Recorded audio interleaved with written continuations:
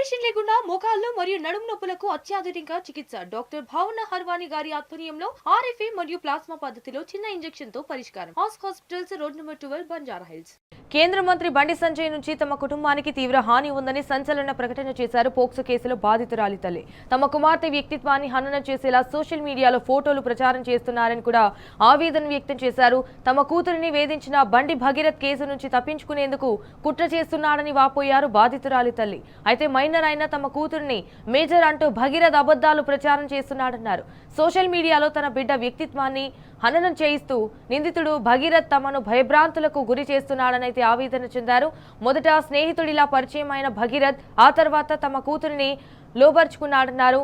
భగీరథ్తో గొడవ జరిగిన తర్వాత తనపై జరిగిన లైంగిక దాడుల గురించి తమ కూతురు చెప్పిందన్నారు. అయితే డిసెంబర్ 31న బలవంతంగా మద్యం తాగించి మరోసారి ఓ అపార్ట్మెంటులో అఘాయిత్యానికి పాల్పడ్డాడని బాధితురాలి తల్లి పేర్కొన్నారు. సో దీని గురించి మేము నిలదీస్తామని, మాకంటే ముందుగా వారే తమ కూతురుపై ఏప్రిల్ 21న బ్లాక్మెయిల్ కేసు పెట్టారని తెలిపారు.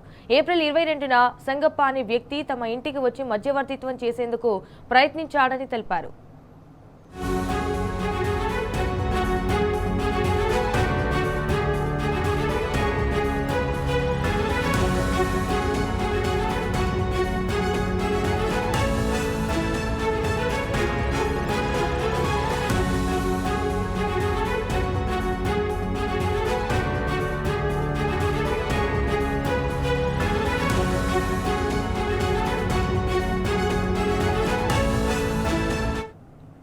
ఏప్రిల్ 23న సంగప్ప ద్వారా బండి సంజయ్ని కలిశామని, న్యాయం చేస్తారనుకుంటే దారుణంగా మాట్లాడి బెదిరించాలని ఆవేదన వ్యక్తం చేశారు.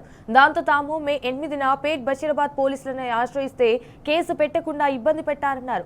గంటల కొద్దీ వెయిట్ చేసిన తర్వాత భగీరథ్ మీద ఎఫ్ఐఆర్ నమోదు చేశారన్నారు. అయితే తాము స్టేషన్లో ఉండగానే భగీరథ్ కరీంనగర్ 2 టౌన్ పోలీస్ స్టేషన్లో తమ కూతురుపై కేసు పెట్టాడని పేర్కొన్నారు.